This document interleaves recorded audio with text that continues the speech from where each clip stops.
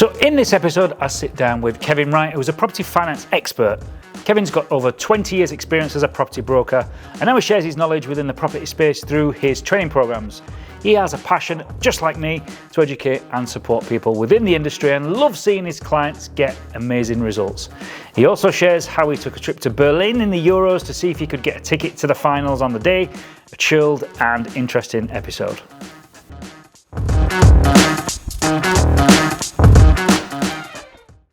Good. Kevin, welcome and thank you for joining us today. Thanks, mate. You have come from 2 minutes up the road. Yeah, well, 5 at a stretch. 5 minutes, yeah. It's our closest guest yet. There you go. Won't anyone flying yet, though? I think that's my goal for this year. Yeah, get someone to fly in. Definitely. Not me as well. No. And I'm not picking him up either. No. Good. Mate, do you want to introduce yourself? Tell us who you are, what you do. Yeah, Kevin Wright. What do I do? I show people how to buy more property with less cash. Amazing. That's what I do. Yeah. How do I do that? Yeah. By leveraging my 20 plus years as a property finance broker to understand ways to finance deals that most people haven't got a clue about. Yeah. And I'll say one more thing. Go on. Most mortgage brokers haven't got a clue about either. Yeah. So, is this you're not broker now, no? I'm still linked to the brokerage and I'm still a shareholder in the brokerage, but I stepped out from day-to-day brokering about 6 years ago. So a person can't no longer come to you and say, Kevin, can I get some finance for this deal? They absolutely can. Oh, they still can do that. I didn't know that. And I'll say, great, what do you want? Let me put you with one of the 3 brokers in our brokerage that specialises in what it is you want. Do you want a bridging or development finance? Right, that's Trinity. Do you want HMO, serviced accommodation, furnished holiday lets, blah, blah, blah? Yeah. That's Isaac. You want a main residence mortgage? That's David.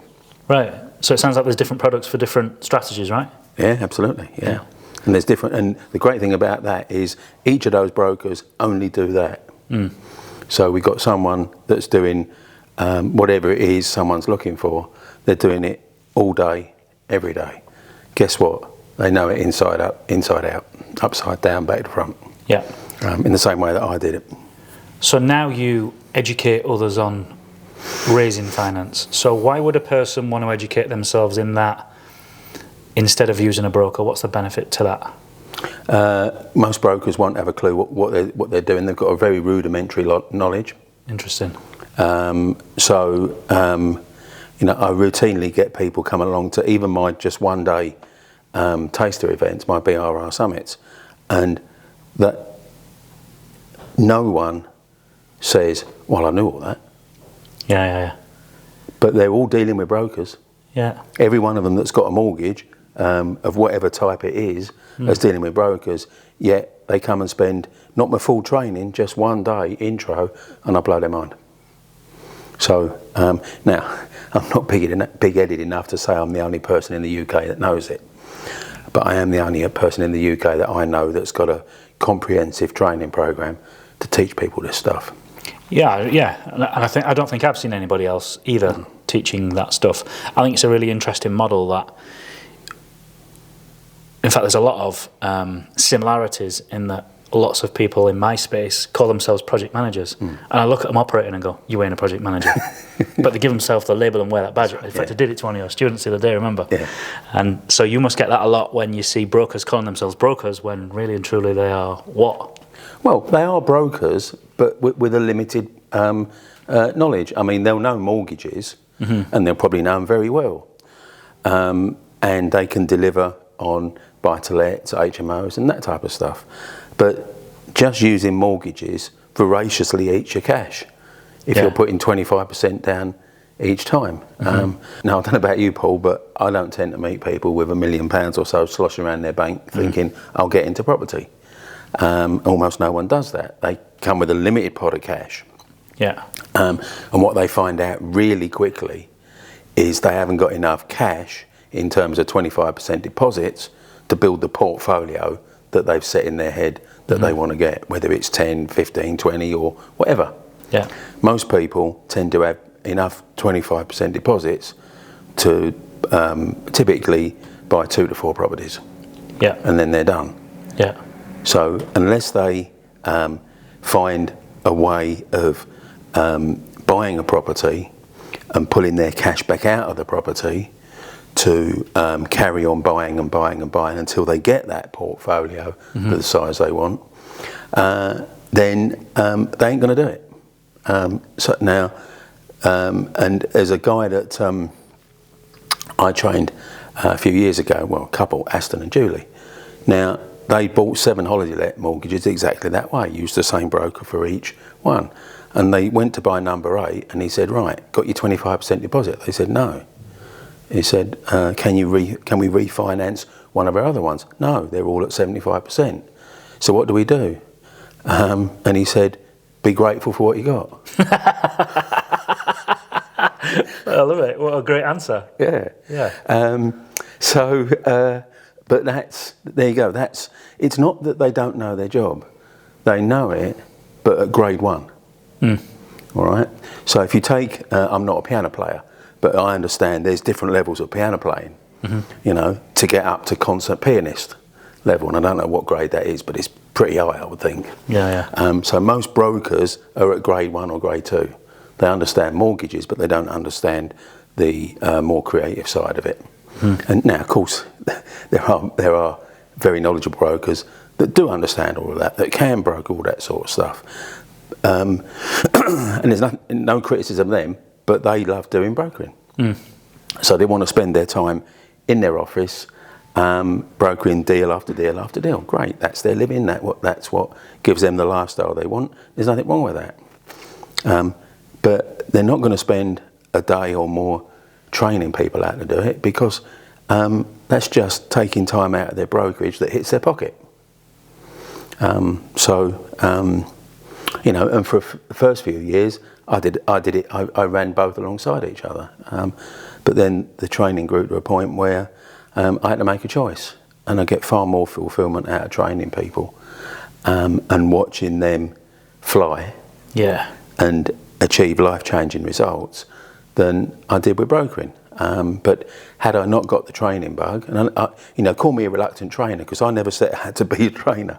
It's just that people kept asking me to train them. So I started it and then found that, hey, it's pretty good, really. It is hugely rewarding, isn't it? And a lot of people approach me about helping them with starting and growing a training business. And the first thing I say to them is, have you got the time and energy to do this, or is this a side hustle? And people don't want to hear that this is a full-time gig. Like, being a trainer and an educator and a mentor is a full-time position, in my opinion. But so many people think it's just a case of putting on a webinar once a month and bringing in thousands as a result. And it's just simply not that way. This is, like, I don't know how much time it takes for you, but this is my full-time gig now. It is mine. Yeah. So what's the biggest, will I use the word mistake, or will I use the word frustration? We'll go with mistake first. What's the biggest mistake you see developers making when they've not worked with you on the internet, generally speaking? Yeah. The ones where you subconsciously go, you need to be working with me. Yeah. I think it's really just playing a small game. Oh, really? Yeah. Yeah. So they've got limiting beliefs about the size of deal that they can finance. So they go down the lower end, and they're playing, but they're playing at a level that is not what they're capable of. Yep. So typically, when someone's been exposed to my training, they know with the current resources they've got available, they can play a game 200 to 300% bigger. Amazing. And that's just understanding finance. Amazing. So the mistakes around their own level of belief, you think? Yeah. That's interesting. Possible. I was at a networking event on Saturday in Warrington at Danny Inman's event, the Prosperity Network. There's 250 people come to that. Wow. And a guy snagged me for a one-to-one. Rob, his name was.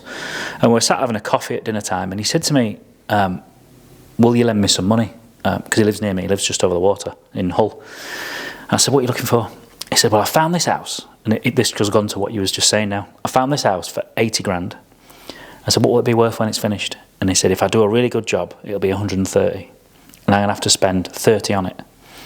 So you're 80 to buy, 30 to refurb, so you're in at 120, and it'll be 130 when it's done. I said, by the time you've paid me back, by the time you've paid me my interest, on all your legal fees, you'll be left with nothing. I'll make money, but you're not going to make anything. Absolutely. And he was like, well, what do you suppose I do? And I gave him that exact same advice. Think bigger. And it kind of, I could see in the look on his face that wasn't an option for him. Because they play, like you've just said, he was going into that deal and playing at that end of the market owing to the fact of how much money he had in the bank at the time. Right. So I'm guessing for him to be going into the 80k space, let's say he's got 25k, as a guess, I don't know this to be true, but if he's got 25 grand, like, what would be the best thing that you could advise him to do if he listened to this? What would be the best thing for him to do? So I would say the best thing is to understand how much you can borrow based on that 25%, because he's probably thinking I can borrow 75%. Yeah. Yeah. And that's a typical limiting belief. Yeah. And I've got to fund whatever it is, the 30 grand refurb. So he's thinking, I've got a 25 deposit, I've got a 30 grand refurb, and I can do both of that. So that means I can only buy a house for 80. Yeah. Yeah. Those that are trained with me know that you don't always have to put 25% down. Sometimes we've funded 85, 90, 95% of a deal. And if you do have to put 25% down, you don't have to fund the refurb, because there's bridging lenders that do that. Yeah. So if he just took his 25 grand, he could automatically go for a 100 grand property and finance the refurb costs. Yeah. But it's better than that, because he could probably go for a 150 grand property with a motivated seller that would be prepared to sell it to him at 100. Yeah. I get you thinking. So with the by understanding how to creatively use finance, and understanding that there are people that will sell a property for less than the asking price, he could probably double his budget and go in and be playing at the 150 grand level, not the 80 grand level. Yeah, and that all starts with the thinking, right? All starts, yeah. Thinking, and then, yeah. So limiting beliefs, yeah. Keep him playing small. Perfect example. Yeah. What do you think? Why do you think people do that? I used to be here 5 years ago, by the way. Yeah, because they don't know what they don't know. Do you think that's what it is? Yeah. You think it's a knowledge thing? Yeah, absolutely. First of it's knowledge, because knowledge begets belief. You know. Yeah. If you believe there's no other way to finance that 80 grand property than put your 25% down and fund the refurb, your belief is going to keep you playing at that level. But if your knowledge changes and you think, friggin' heck, I can play at double that level if I find the right seller and finance it in the right way. Now that knowledge changes the belief, and the belief means he'll go and buy a 150 grand property that he can spend maybe 40 on, make it worth 200, and he's got the money to pay you back and make some money himself. Yeah. Do you think people get the knowledge and still don't believe? Yeah. Yeah. What do you think that is? It's they believe this hype that if it's too good to be true, it probably is. Yeah. Interesting. And they're also influenced by whoever they hang around with. Yeah, totally. Yeah. So they could say, I've just found the answer. I've found this way that if I can find a seller that just wants to shift that property, and my guys get it all the time. They routinely buy properties 50 to 100 grand below the asking price. And typically that 150 grand property, they'll buy it for 100. And how does someone find a motivated seller that's prepared to give such a discount like that? Same as everyone else on Rightmove. Yeah. I'm a massive advocate of Rightmove. Deals like that. Of all these fancy purple envelope fucking strategies. For me, I'm the same. Rightmove. Deals like that, here's a phrase I use, they're hidden in plain sight. Yeah. It's so true, yeah. Yeah, no one's buying that because it's too good to be true. Same thing, right? Yeah. And so when they say, I found this brilliant one to do, everyone they talk to, they tell it to them and they said, oh, that's shit, mate. Yeah. That'll never work. Yeah. So then they let other people convince them that the answer they found isn't the answer. Yeah. it's because they're predominantly externally referenced.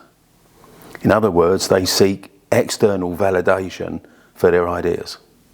Yeah, that's powerful. Yeah, where people that So are internally referenced say, I'm going to do this and I don't give a shit what anyone else says. Yeah, yeah. I think it's going to work, so I'm going to try it. That's a core self-belief, right? Yeah, absolutely. Yeah, yeah. That's interesting. I like that phrase, externally referenced, externally validated, isn't it? You're looking for someone to say, yeah. Yeah, Yeah, that's a good. I'll do that. And then they do it. Isn't that mental? Yeah.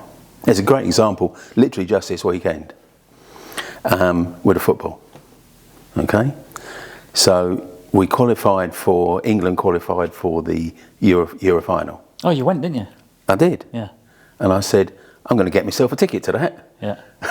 And everyone said, you'll never get a ticket. You'll never get a ticket. Yeah, yeah. I got one. I didn't buy it because I didn't. It wasn't below market value enough. Yeah. How much was it? They went about £2,000. For a football ticket? Yeah. Fucking hell. You didn't buy it, did you? No. No. I offered them 500. I'd have given them 500 for it. Would you? Yeah. But I put myself in a position to be offered a ticket. Yeah, yeah, of course. I jumped on me and a couple of buddies, midnight on the day of the match. We jumped on the shuttle, 35 minutes to Calais.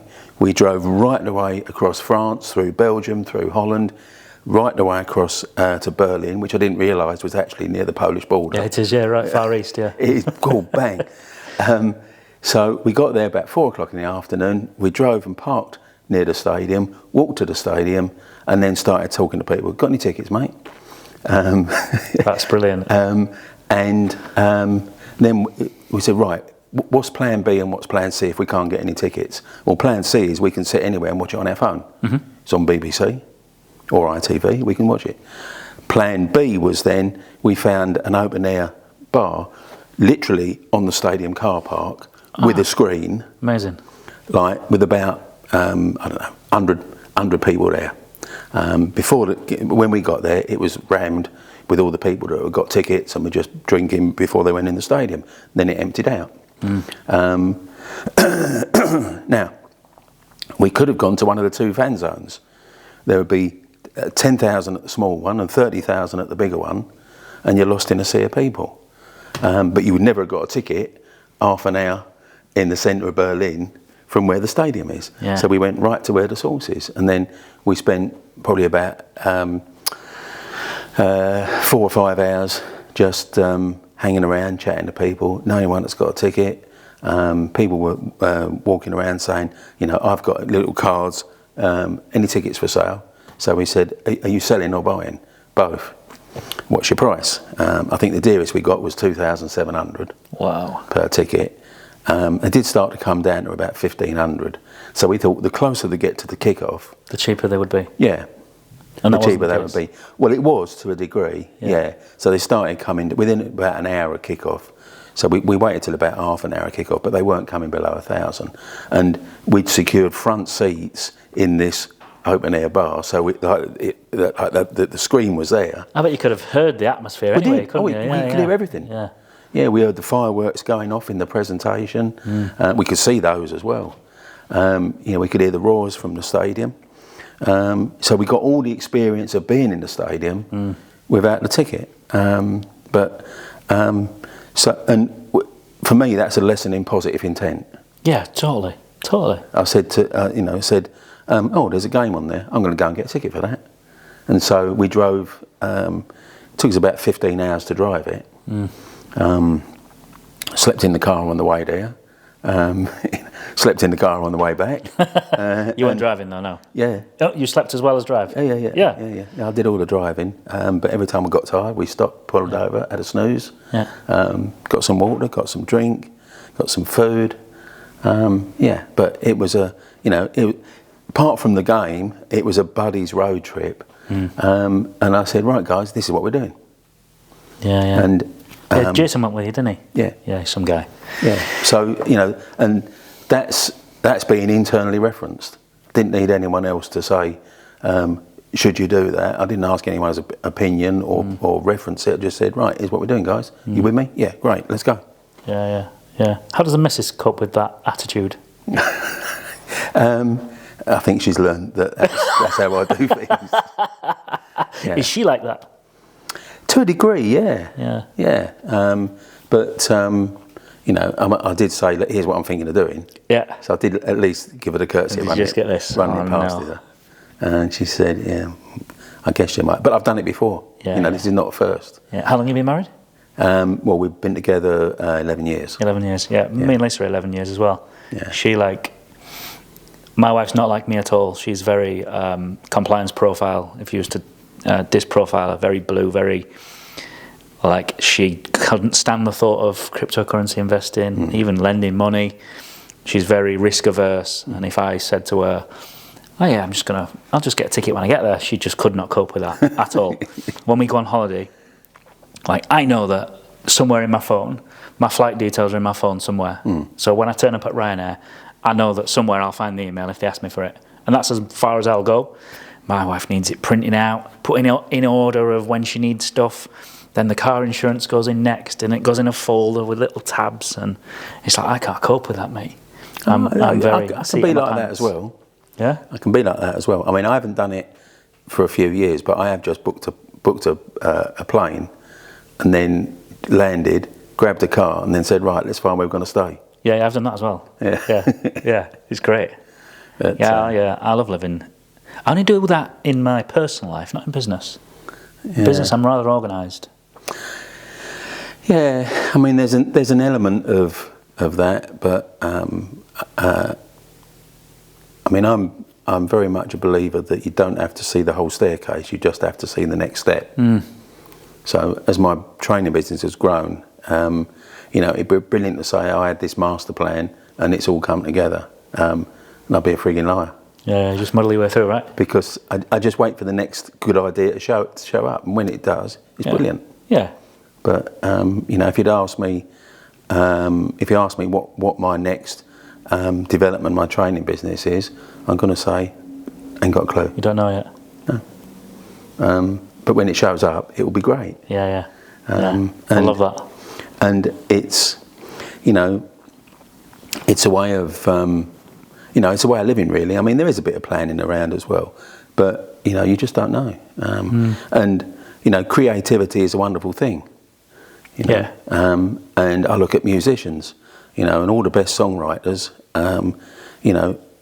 One of the best songs in the world. There was a time when that didn't exist. Yeah. And then it did. Yeah. Because they had a moment of inspiration, a flash of something, and where does it come from? Yeah. And then they wrote a brilliant song that's a million seller, and people are still singing it 50 years later. Yeah. That's your third musical reference. Are you a musician? No, frustrated musician. I'll tell you how bad a musician I was, and picked up a guitar for years. I got kicked out of a punk band for being shit. Did you? Oh dear. So, but no, because there's a lot of creativity is in many forms, and I bow to people that are creative because it's such a wonderful thing, to be able to do, to create stuff, and whether it's books or music or any of the arts. To be able to do that sort of stuff, they have my admiration because it's creativity. It's not there and then it is there. Yeah. And so I just my training business has grown over 11 years now. Is that how long you've been going? 11 years. Wow. Impressive, mate. And it's always good to come down and see you perform. Yeah. I love it. Yeah. You've got I think we're quite opposite in personality and teaching style. I'm quite, what's the word I'm looking for? I don't want to say erratic because that sounds like a fucking idiot. I'm twitchy and animated is the word I'm looking for. There you go. You're quite relaxed and chilled and calm. Love it. Did you see much of Germany while you were there, by the way? I saw a few service stations. And that's it? You get straight there and straight back, literally? Oh, I lived there for 7 years, I did, in the forces. Yeah. Absolutely love the place. Yeah. What a country. Yeah. German people, when in Germany, generalising of course, they're very different in Germany than they are around the pool in Spain. Yeah, very friendly and helpful, and like their culture and the whole country is. If I had one memory, the one word that stands out to me from when I lived there, and was to describe it in one word, it would be clean. Like you don't see shit in the streets, and piles are sick and stuff like that you see in like touristy towns in the UK. It's I loved being there. Just outside of Hanover, I was. You must have drove through it to get to Berlin. Did. Yeah, went through Hanover, Dortmund. Yeah. And then So. But it's such a vast country, isn't it? Big. It is. It is big. You don't realise it until you're there. I didn't. Yeah, we used to get in the force. They used to give us fuel tokens, which was a massively discounted rate of fuel. And you used to get these little like ration cards with fuel you could put into your British car. And we used to get 10. They were in 10-litre tickets. I forget how much they were. I think they were like a mark or £1.50, which would have been like 30 or 40 pence for 10 litres, which was phenomenal. Like the army, I don't know whether it was the forces or the government that funded it, but you could only use them in Germany. So as soon as you left Germany, you stopped being able to use it. So if you was driving home, what all the soldiers used to do, we'd drive right to the border, fill up jerry cans, fill up our car, so that we could go home and leave with fuel that was next to free. And the last town on the German border, you may have drove through it. It's called Wankum. Yes. Did you drive through it? Yes. Yeah. And there was a Shell service station right on the border, and that was every squad. Is like they used to see the British cars queued up on the border. Yeah. Did you stop at Wankum? Yeah. Funny old place. Yeah. So we don't know what's next for the training business. No. And it's brilliant. Yeah. And that for me, that sort of creativity is inspiring. Yeah. But you've got a lot on with your personal life, right? Moving. Yeah. To another country, technically. Yeah, technically. Yeah. Tell us about that. How did that come to be? So Sandra's Scottish, and she's got a yearning to go back there. Some of her family's there, and of course, in the time we've been together, I've been a regular visitor there. And this is right in the north of Scotland. It's sort of Inverness way, so it's pretty north. And it is amazing there. Yeah. The scenery is phenomenal, and it's a nice way of life. Yeah. So we were looking at different ways to do it. Should we buy a new build house on a development? Should we buy an older house?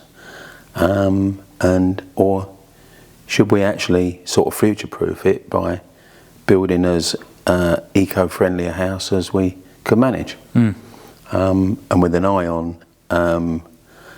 income in later years, living virtually utility-free as far as you can is going to make any income at that point stretch a lot further. So, it's not completely unfamiliar territory to me. So we just searched around for a plot of land. Took us about a couple of years to find the right one. It must be rural, yeah? Yeah. It's in a rural place, yeah. I did a scheme in Inverness a few years ago, about 7 or 8 years ago. Absolutely love it up there. Really, really nice. I remember there was a wonky bridge that I remember, that footbridge you walked over in the town centre. Oh, and it moves. Yeah. As you walk, but it's a big old thing, and you think, why is this bridge moving? It's surely not right. There was a fish restaurant on the southern bank. It was fantastic. Used to go in there. Then there was a bar on the northern bank, a brewery. Black Isle, is it? Is it called that? Black Isle Brewery? Yeah. Because that is a peninsula just north of Inverness, the Black Isle. Yeah, it's not an isle, it's a peninsula, but they called it the Black Isle. So I was a craft beer drinker back then. And they had like loads and loads of different local craft beers on. It was the death of me, Scotland, I tell you, with the booze. Fucking hell. Yeah. So we bought the land, we got the planning on it. Different process in Scotland as well, isn't it? Planning to England. Well, it's a while since I've got planning in England. Actually, I've done that about 10 years ago, but not really. I didn't find it was that different. No. I mean, they call it different things. So when you get your sign off, it's called a warrant. That's right. Yeah. Whereas it's not called that down here. But essentially, you whack your plans in. You sit around waiting for months, and eventually you get Get the letter through the door that says, crack on. Gets it, yeah. So, But yeah, there we go. So. Yeah, really loved the place. We always struggled though, so be mindful of this, with when we had a Scottish building inspector and the Scottish planning inspectorate, when they came to site and found English builders, they gave us a hard time. Yeah, well, I'll be using a Scottish purely builder. being English. Yeah, use a Scottish builder. Yeah, that was going to be my point. Yeah, I'll be using a Scottish builder. Yeah. Yeah. I made the mistake once of I was in a comedy club one night in Motherwell, and the comedian was Scottish, or the crowd were obviously Scottish, and they clocked my English accent whilst I was in there, and that was it. Have you ever seen someone get picked on at a comedy club? Oh, that was me. I was just sat like, I've got no comebacks whatsoever because I don't know what you're saying. You're saying it in fast Glaswegian, and like everyone's pissing themselves at me, and I had nothing. Just had to sit there and take it. Yeah, it was good. Yeah. So when's the new build starting? Have we got a timeline? Sometime in 2025, hopefully. We got to sell the house in Lincoln to fund the build. So you're selling in Welton? Yeah. Interesting. Yeah. So we'll sell that. I'm buying in Welton. Oh yeah. Well, hopefully, yeah. Oh. Okay. We're looking now, yeah. Oh yeah. I wonder if we've even seen is it on the market? No, not yet. Oh, it's not. I'm going to say. But we might be able to do an off-market deal. Yeah. And you could creatively finance it for me. There you go. Yeah. But yeah, so we'll sell that. That will fund the build, and hopefully we'll do that next year. Nice. So if someone wanted to come and learn with you how to creatively fund deals, what would be the first step they would take? Because I get this question a hell of a lot. How do I fund this? How do I fund that? And I can only tell them my very limited experience of doing it myself. You've obviously got a breadth and broader knowledge than most, if not all. How could a person start working with you? First thing I'd say is go and check me out on YouTube. Yeah, I send them there. But Yeah. like everything, when it's free, they go, I'm not doing that. Yeah. Well, it's an easy way to just get the knowledge you get in there is not going to be all encompassing. But what you will do is you'll make a judgment on that person. Yeah, of course, yeah. And they're either the loud, shouty person that you say, yeah, I get him, or the reverse. So pretty much everyone you look at on YouTube and watch some of their stuff, it's not for what you learn, it's for about to decide whether you gel with that person. Yeah, or personality not. match, right? Yeah, That's it. Definitely. So that's the first thing to do. You'll get some content on there, and it'll give you a steer as to where. And pretty much almost everyone that comes to my one-day training event has watched some YouTube. So your one-day thing is the starting in-person thing. Yeah. Tell us about that then. Where do you do that? Yeah, so it's a buy, refurb, refinance summit. I run them in 4 cities in the UK: London, Leeds, Bristol, and Birmingham. So it's not quite northeast, southwest, but that's the aim of it. Are you going to do a Scotland one once you've moved? Probably not. No. No, not really. Oh, I would. So I might do. Edinburgh. It's got to be Edinburgh, hasn't it? Yeah, in Edinburgh, Glasgow. Again, that's an area of my training business. It may go in, but I don't know it yet. We'll wait until the idea pops into my head. So yeah, come and check that out. It's you'll get some knowledge. If you're really smart, you can implement it from there. If you need some help implementing it, then I've got a next level training that you can go to. Yeah. But that's a good way to start. Just come for a BRR and spend a day with me at a BRR summit.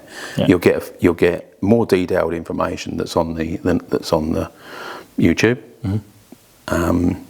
And when do I run them? Not all year round. I do a spring season, which I've just finished. Spring summer, you could call it, and I do an autumn season. And then I shut down during the summer, and I shut down during the winter. Don't want to be doing this all year round. And the bigger reason is I've got a responsibility. I've got a responsibility to the people that have jumped on board with me in the last couple of months to look after them, support them as they go through their training. The first 3 months are critical to get traction. And if I'm out there running events for 12 months a year, they're not going to get that support. So I deliberately shut down running events.